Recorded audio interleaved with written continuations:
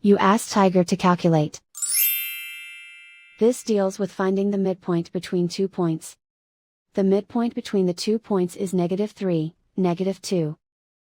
Let's solve it step by step. Plot the 2 points and calculate the midpoint using the formula. The coordinates of point 1 are, x1 equals 2, y1 equals 4. The coordinates of point 2 are, x2 equals -8, y2 equals -8. PM represents the midpoint of the 2 points.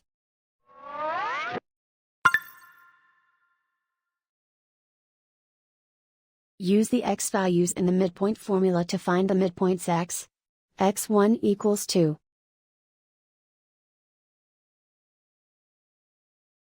x2 equals -8. Simplify the arithmetic.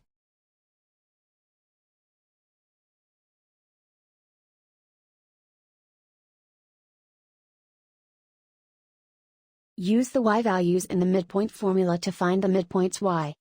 y1 equals 4.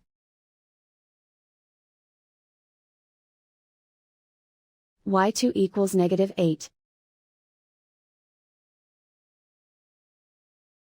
Simplify the arithmetic.